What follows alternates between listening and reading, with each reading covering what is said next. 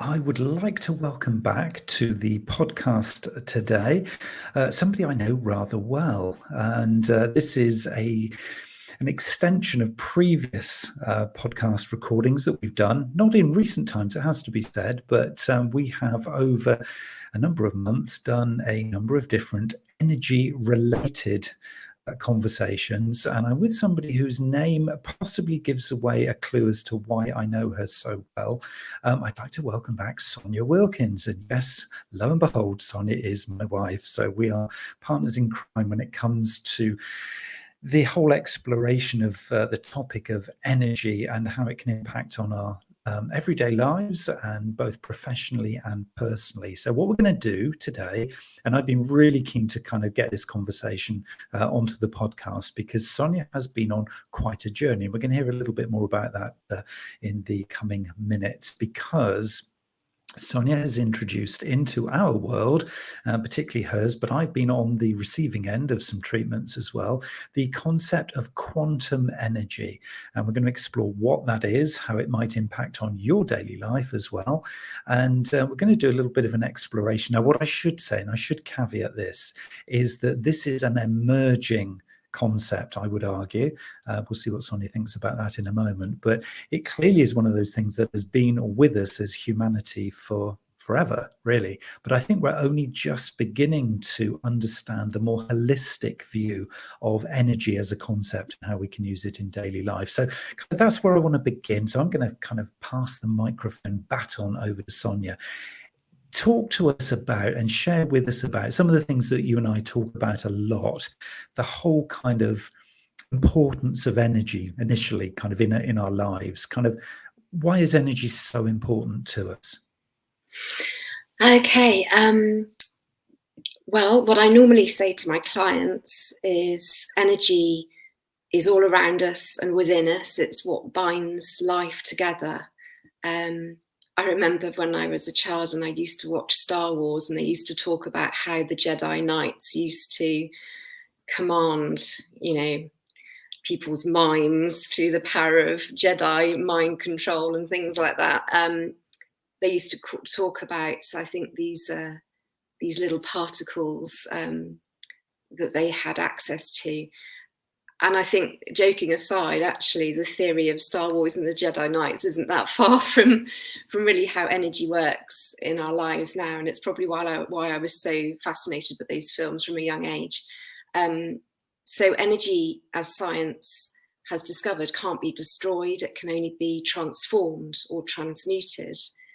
So one of the most powerful energies is anger, which I think we've all experienced. And often we feel we should get rid of anger, because it's a bad thing, and we know it's bad for us to hold it in our bodies.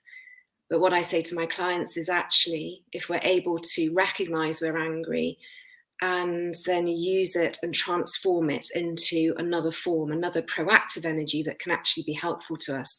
But obviously, by doing that transformation process, we need to find a way of transforming it. So whether that's talking things out, punching a punch bag, going for a run, whatever it might be, different for different people. But it's the idea of transforming one form of energy into another, because energy can't be destroyed.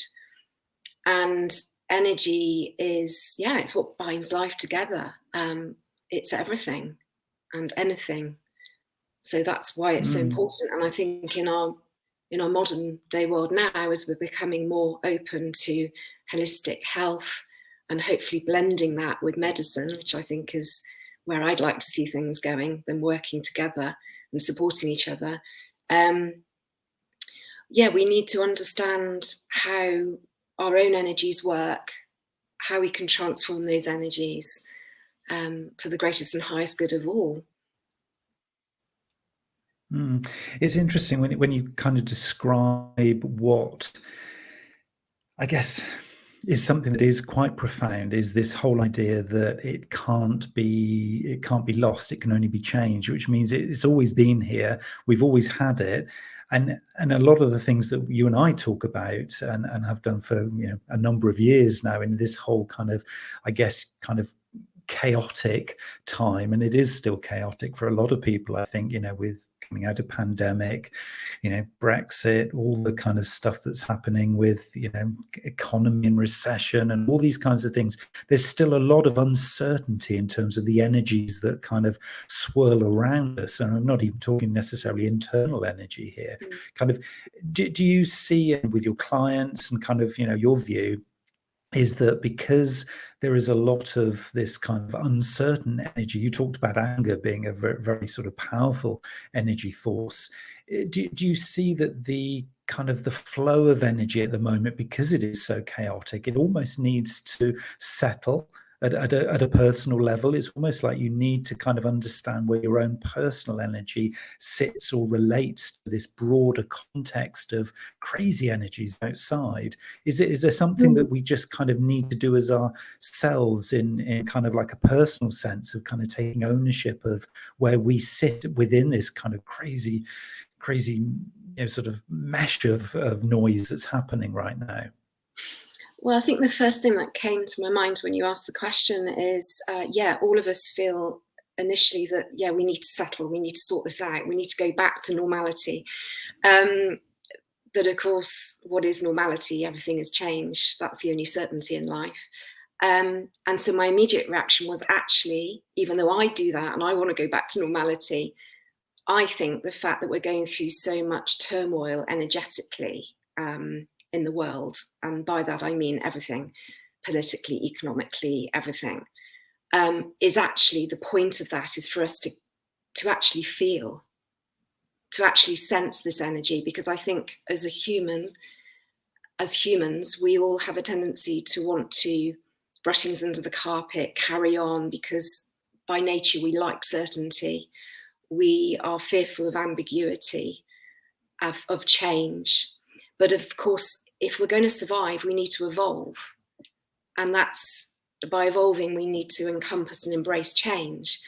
And so actually what we're doing at the moment is, I think, the cosmos, the higher realms above, are forcing us to experience turmoil and energy and actually feel it physically. So we're getting physical responses with stress, whether this is from energies like 5G or whether it's energies from being around other people who are angry or anxious, whether it's energies from, disconnection, feeling lonely, like during lockdown and COVID, that loneliness, whether it's energies from clashes, light and dark coming together, differences of opinions. It's all energy, and we're feeling it. We're really feeling it everywhere, in us, around us. And in order to change and evolve, I think often we need to feel the pain first of all. Because let's face it, when you look back through your life, what are the things that you remember most? Yes, there's hopefully some real joyful moments, pinnacles like, giving birth, having children, getting married, maybe career changes, things like that. But I think often the things that we remember most in life are the difficulties and the challenges we've had and the really dark times, because out of that can emerge change and evolution. So it's often the most difficult times in our lives where we've learned the most and when we've actually come out of ourselves and transformed ourselves. So actually, I think that's the purpose of what we're going through at the moment, is to actually shake things up, for us to look in the mirror, for us to see what we are, for us to really think about what are we? Are we physical beings, or are we spiritual beings having a physical life? Are we a soul that happens to have a physical vehicle that our soul resides in? And I think all of these energies are actually making us really question those things and think about it. So actually, I think it's a really, really important time that we're going through. It's a crucial time. It's a pivotal time in human history, actually, because I think we have the opportunity to transcend just being a physical body and to start to understand the power of intention, the power of our mind, the power of our heart intelligence, and tapping into our souls and our true essence. And I mean, this is where I skirt on the outskirts or the inskirts of that, with my client work and healing. But that's what's so exciting about it, that when I think we open ourselves up to this idea of what is energy, are we energetic beings? We feel things with our senses. We feel hot or cold, we feel tingles, we sense something around us. We can't necessarily explain it because we don't have the vocabulary yet, I think, to live in this quantum world. But I know my clients say that sometimes they leave a session with me and then they'll be sat at home afterwards in the quiet and something will lift from them.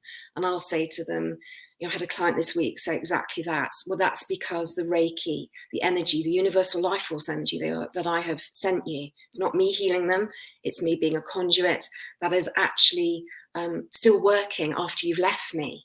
That might seem strange, but we're living in this quantum world where actually the power of thought is so, so strong.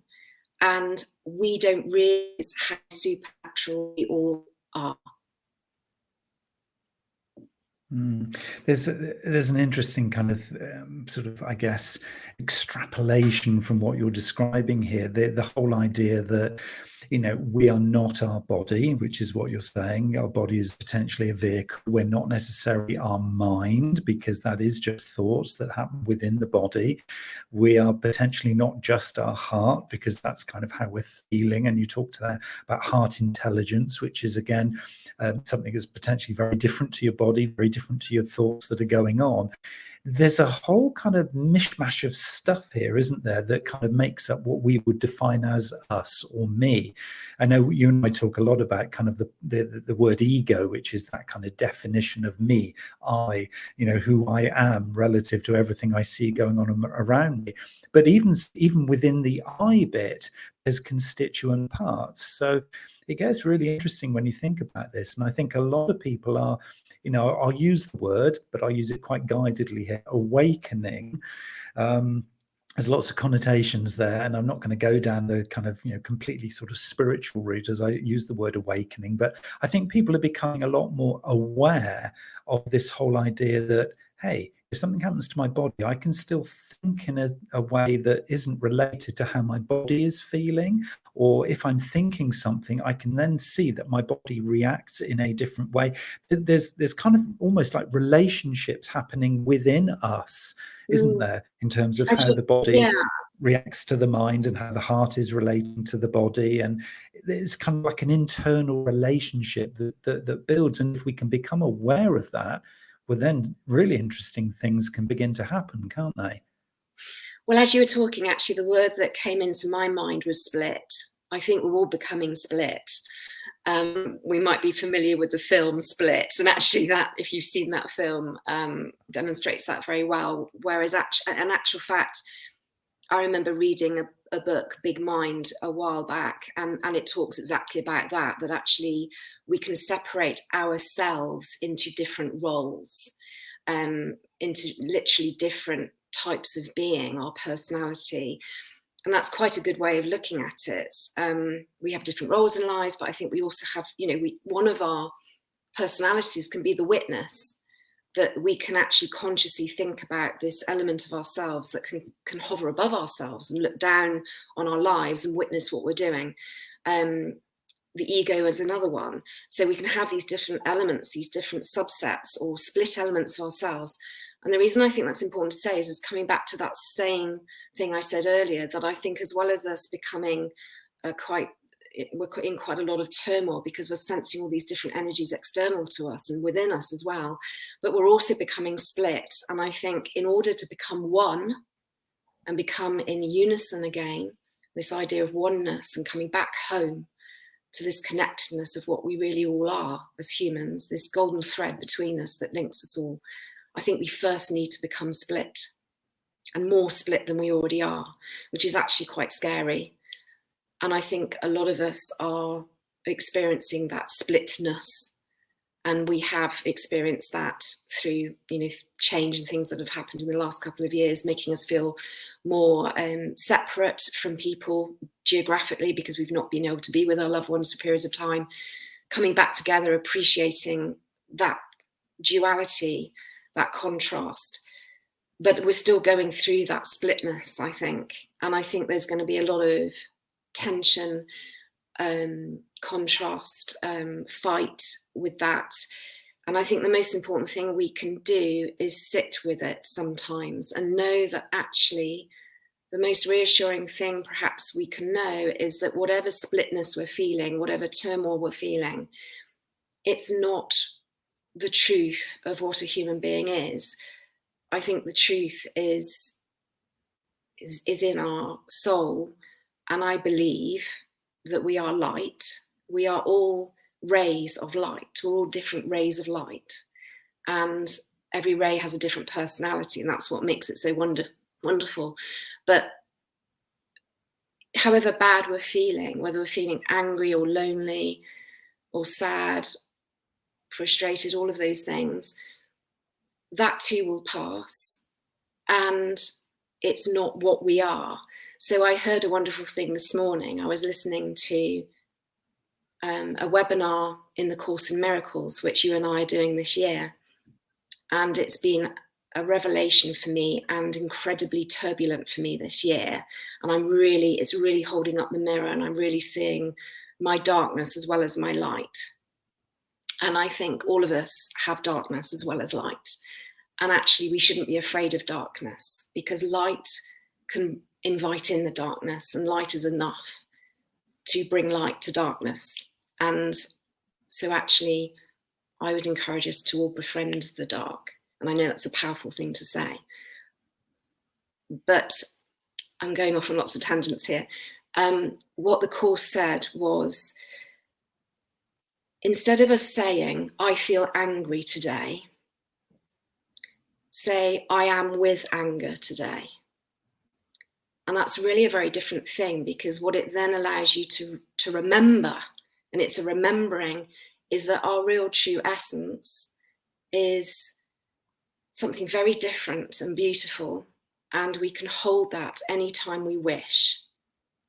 It does take discipline of the mind, because our ego will take us off in different places. But if we can remember that we are not the anger, we are just with anger for that period of time in our life, and it too will pass. Allow ourselves to feel the anger, because it is a feeling in this human life form, but that it's not us. We're just with it for a moment, or we're with sadness. I'm with sadness, I'm with loneliness. It's not what we are. And I think there's a real freeing in that. So I just wanted to share that, because that was something that I heard this morning. And we all have choice. It's a huge word. We have choice and freedom to choose our response to a situation. One of the greatest books I think I ever read years and years ago was The Search for Man's Meaning by Viktor Frankl, which many of you may know. And in there, he talks about there being a choice. When we have something happen to us, there is a space between the stimulus and our response in life. And in that space between the stimulus and the response, something happening to us and something, and then us reacting. And often it happens very quickly and we're being reactive. But actually, if we pause and we create a space and we allow that space, because that space is there, we just haven't allowed it, then we have the ability to choose how we respond. Rather than being reactive, we can choose how we respond. And in that choice lies freedom. And I believe in that choice also lies the freedom to invite in light, even if it's a little hairline crack that you might see through a wall or a doorway. There's an invitation to invite that in. And the other thing I would say is my learning from this year so far is that I think we forget as humans that we're not alone. I believe light walks with us in whatever form you decide that to be, whether you believe in angels or God or any other religion, that when we're struggling to be the best version of ourselves, and often we do, and I certainly have this year, and we beat ourselves up about that, we're not enough, we're not loving enough, we're not good enough, we can actually call in that help, because it's always there with us. We've just forgotten to speak to it. And when we call into that light, that love, that presence that walks with us, that part of the quantum field, there's all different ways of describing it, but it's the same thing. We can provide that love and care when we're feeling tired, for example, from a place that isn't us, because it's all of us. It's a net. It's a connected net of light. And I think we forget to do that so much in our lives. We forget to ask for help. And it's such a simple thing to do. And that presence is always listening. I don't know how I got onto that, but anyway, that felt important to share. So related, but it is, and it's really interesting that you kind of went down that route, because as you were describing that, I was just thinking of two recent webinars that I've hosted. One was on crisis management, and the other was on resilience. And so that, you know, from a professional sense, you know, really practical, really good things, but actually they're almost like the professional version of exactly what you've described there, that clear water between there's a crisis over there, but it's not me. I am not the crisis. The crisis is an externality to me. And if I can retain that healthy kind of distance between, and I always call it the clear water, you know, that kind of still calm lake in between you and the problem, because you sort of think, yeah, but I'm the problem, is often what we say. And so, I caused this, or, oh, this is having an impact on me, I'm feeling anxious. Or it triggers us. It brings up something from our past. Absolutely. But like you're saying, there's this stimulus and response thing. But if there's a really healthy kind of distance between the two, and you can bring them close, you could think, well, no, I am actually accountable and responsible. So I need to bring this thing very close to me because I have to deal with it. But it still needs to be external to you, doesn't it? To be able to keep that clarity. And the example I used as well there was just purely to kind of get into that state was take a breath.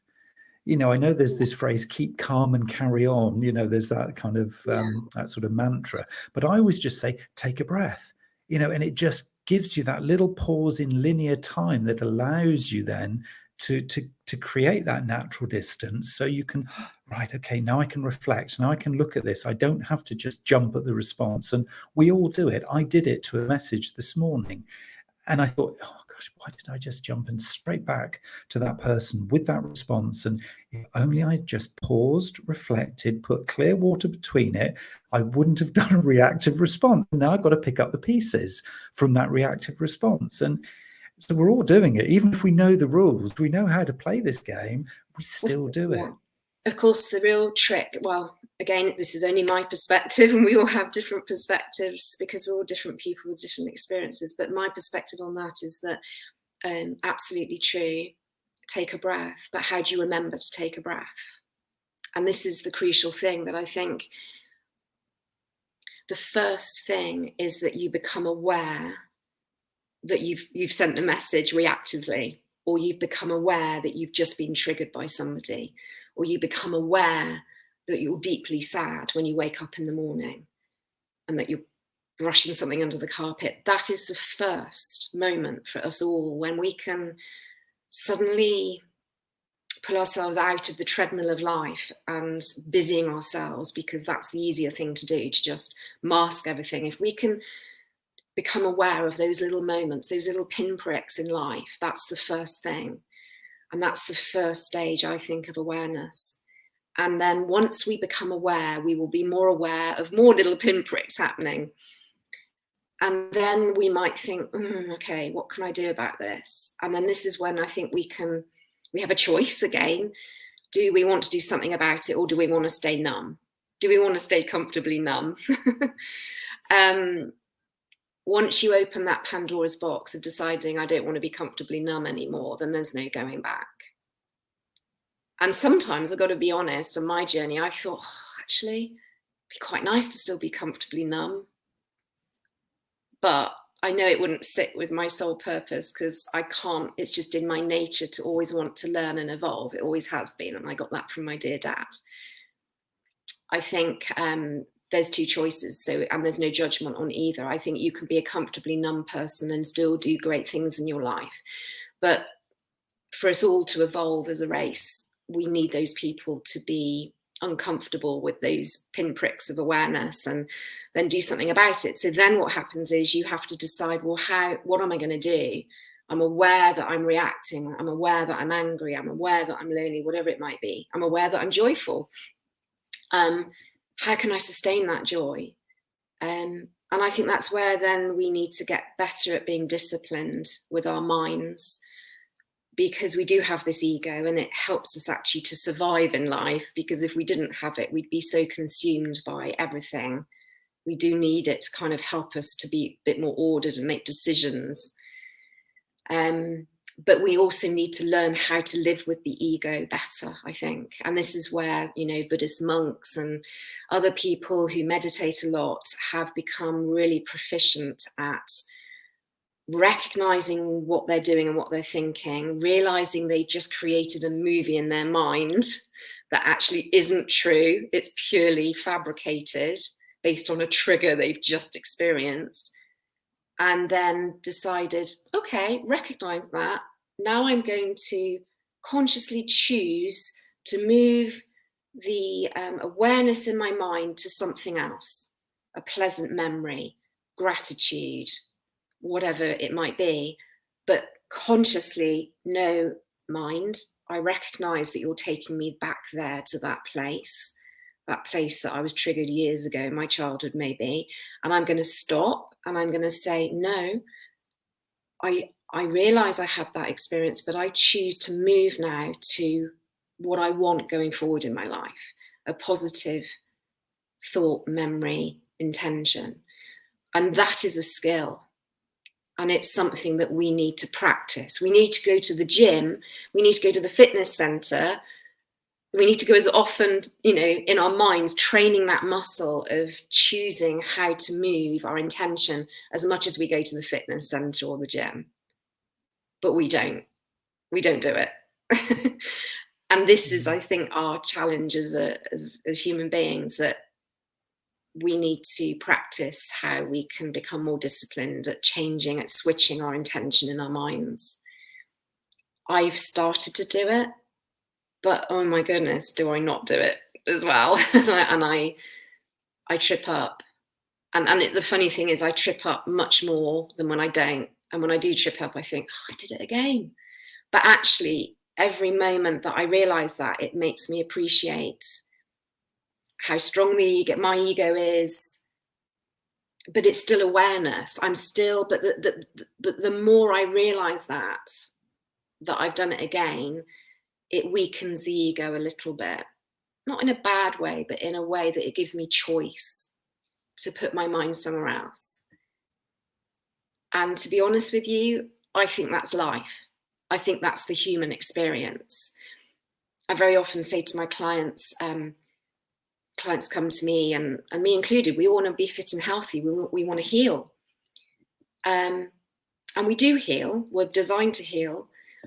But I think our human life is about being curious about all our bizarreness, all our trip ups, all the things we do wrong, the things we're learning all the time. And it's about that, holding that curiosity, almost like imagining a petri dish back at school in the science labs, and pulling yourself out as a witness and looking in on that petri dish of your life and yourself, and seeing that mold grow and thinking, I wonder why it's gone that color, and why has it died off there, but it hasn't there. And, and actually being curious about our lives as humans, because if you hold curiosity, it gives you that lovely sense of being slightly outside of yourself, so you can look at it with curiosity and think, okay, well, I'm going to try that differently next time when I have that interaction, that difficult interaction with somebody. Next time I'm going to try and remember to breathe, like you just said. Try and remember to hold that space, that special place that maybe you like to be. I know you've got special kind of imaginary worlds where you like to go, and mine is a serene lake in a woodland where the water is so tranquil and you can see the reflection of the trees, and there's butterflies flying around, a bit like in Lord of the Rings in elf world. That's my serene, tranquil place. And can you manage to hold that within yourself when you're having an interaction of conflict with somebody.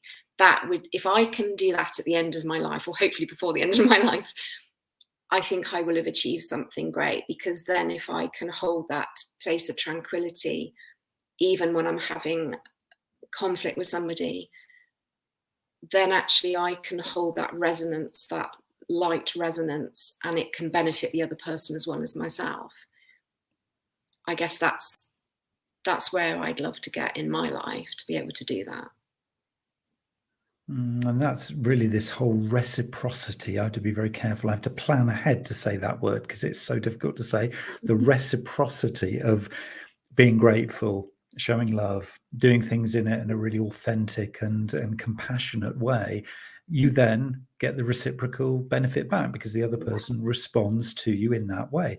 And I guess that is what you've described earlier as being, you know, the universe, the kind of the oneness, you know, God, or I always term it the Matrix, you know, and again, back to the movie, you know, the Force, however you want to sort of do, if you're a Star Wars fan, you know, we're talking about one of the same thing here.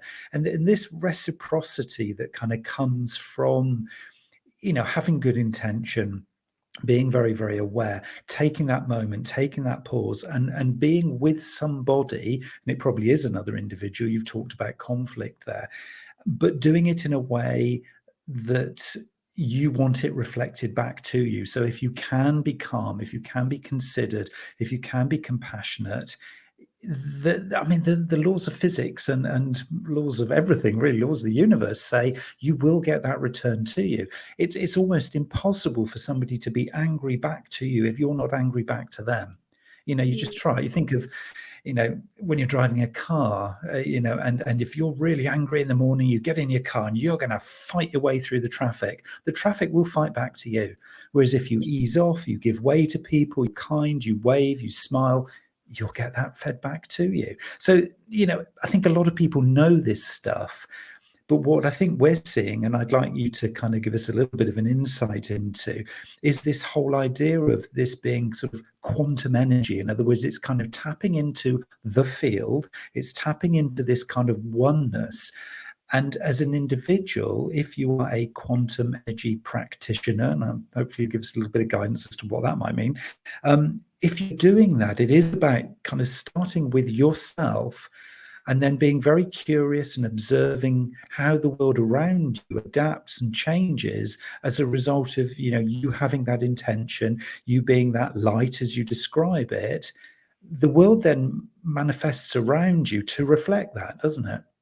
Yes. So everything you just said leads beautifully into the word entrainment. So I first came across this word back in February when I started my quantum touch training with Karina Grant. Very fortunate to be taught by her. The quantum touch healing technique was founded by Richard Gordon back in the 1970s, and he's traveled the world watching and being with Indigenous people, you know, many healers, spiritual teachers, and watching what really works. And there's a huge amount of research he's done. It's a really simple and beautiful technique, which is why I'm hopefully going to become a practitioner soon. And it's based on this word entrainment. So what you just described, when we are with somebody else, if we mirror to their anger, if it's road rage, it will come back to us. So that's very similar to entrainment. If you imagine, I think this has all happened to all of us. We've got friends and maybe we're feeling a bit flat one day and we go out with some friends, and if they're really, one of the friends is really bubbly and walks in the room and is charismatic, then we will leave that evening feeling lifted. And that's because we've entrained to their energy. And it's great having friends like that, isn't it? Of course, it can work the other way as well. So entrainment is where we, as humans, we literally do take on the energy and we mirror somebody else's energy. And we see this in nature as well, where fireflies light up together, where starlings fly in the sky in murmurations. And So it's an integral, innate part of the cosmos. So the difference with quantum touch, it's life force energy, much like Reiki, which is all around us, like in Star Wars. So it's about channeling and tapping into this vital life force energy field, which is in the quantum field. The quantum field is literally taking a moment, I believe, to feel the space both within you and around you. Because within that space, anything is possible. We're in the space, we are the space, we're around the space. And when we take that moment in time to breathe, like we've said before, to notice the stimulus in our environment, pause in the middle before we respond, we are able to tap into the quantum field where all data and information is held of all space and time. And we can actually then tap into the potential, all of the potentials that might be open to us in all dimensions of time, in the past, present, and future, which I know sounds a lot to take in, but I think all of us have experienced this. You could even say when we daydream, when we catch ourselves daydreaming, where do we go when we daydream and look out the window? We've gone to a space. It's almost like time has paused. You could argue that's the quantum field. You could argue when a person meditating and their brainwave state enters that kind of theta state, that they're entering the quantum field. And when I'm healing, when I'm tapping into Reiki energy, I'm entering into that quantum field. When we really go within and we touch our heart chakra and we gain coherence between our brain waves and our heart waves, we're in that quantum state. We feel bigger than we are because we become connected to everything. When we walk in nature, when we walk barefoot on the ground, we feel connected to something bigger than ourselves. When we snorkel and dive under the sea and we see, fishes and a turtle or whatever it might be, and you suddenly feel this calm and you realize the world in the sea is so much bigger than you. The ocean, when you look at the ocean, I believe all of this is quantum. So we all experience it, but what we can do out of choice is to learn to experience it more. Now with quantum touch, what we're doing is we're purely only focusing on ourselves. So as the therapist, if I was to give you quantum touch, I will talk to you about what you're struggling with at the moment. It might be a physical discomfort, it might be an emotion, whatever it might be.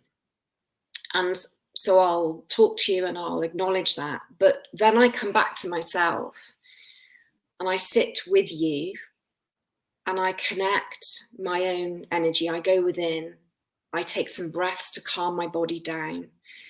And then I use breath work to think about gratitude, memories of happiness, memories of joy, being enthusiastic about things in life, when things have gone well and things in the future that I want to do and achieve. It's all these juicy, lovely things in life. Love, it all comes from the heart chakra and love, all based in love. So when I start to use my discipline to, however I'm feeling that day, move from where I am to how I want to feel about love and gratitude, then I am able to change the frequency of my energy and I'm able to tap in to this beautiful field, this quantum field. My energy rises, my vibration literally rises, and I can feel tingly just doing it when you learn to do quantum touch. And it's very simple. Then what happens is your body, your resonance, your blueprint of energy will entrain to the higher frequency that I have raised myself as the quantum touch therapist. And then that means that your body has access to more vital life force energy, more light, more frequency. And if there is something going on with you, whether it's a physical ailment, a dis-ease, or an emotion that you want to transform, that frequency of energy that you have entrained from me will help that to transform and heal. And that is the basis of quantum touch and entrainment. And what's so amazing about it is the therapist doesn't feel drained. I feel better. You feel better because you've been trained to me. And we've both enabled healing. We've both enabled the innate, natural ability for humans to heal their own bodies. Beautifully described. I mean, I think a lot of people would just get it from that. And I think that the lovely thing about it is that, one, yes, obviously, like you as a healer, you need the technique to be able to practice and create as a real habit. And yeah, the procedure, if you like, needs to be quite formalized, because obviously you are in effect treating or helping people to heal. So there's a real kind of professional element to that. But I think for the rest of us who kind of get it and understand it and think about it, we can actually do it in day to day anyway Oh, ourselves, absolutely. can't we? This is And the I thing, think, it's accessible, isn't it? Just having that intention, and again, you talk about raising the frequency, those vibrations. We can all do that. oh, absolutely. And yes, when you do the course, you are taken through certain breath techniques which basically speed up that process of raising my own energy. Something called fire breath. There's different breath techniques, because our breath is a free tool that we have that is incredibly powerful. It basically awakens kind of prehistoric innate abilities within us for raising our vibration and healing ourselves. So breath is really powerful. And you learn those techniques that can speed up the process. If you imagine, if you're with friends, you're going for a walk in the woods, and you decide to both sit down on the ground, take your shoes and socks off, because that's a wonderful thing to do, to ground with the energy of Mother Earth. And if you sit cross-legged in front of each other and hold each other's hands, close your eyes, and then both think of the happiest times in your life, or the times when you felt the most love.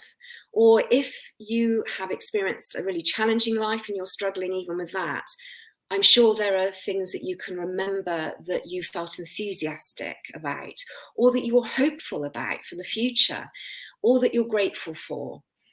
I think everyone can tap into some element of that realm, that palette, if you like, of high frequency, whether it's love, gratitude, joy, happiness, hope, enthusiasm. So we can all, even in our darkest times, can tap into one of those.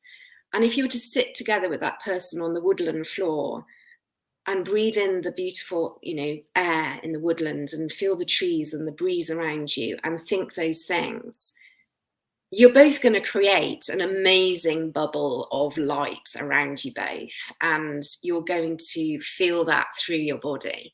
So everyone can do it. Everyone can do it. It's choice.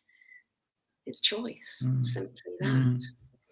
So I think for me, the big thing that's come through here, and thank you for, so eloquently to kind of describing that. I was wondering how, I know we were going to say that we were going to talk about quantum touch and, quantum energy and stuff, but I was wondering how you were going to do it, but so succinctly put. So that was beautifully done, I have to say.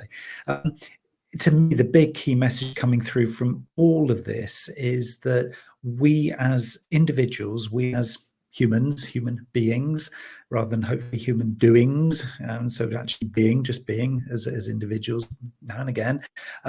It starts and ends with us. I mean, the phrase "be the change" is so profound here, isn't it? And so relevant, because I think that so many people, and I possibly in the past have fallen into this category too, is you're just waiting for somebody else to fix it. You're waiting for the government to make a decision. You're waiting for your boss to tell you what to do.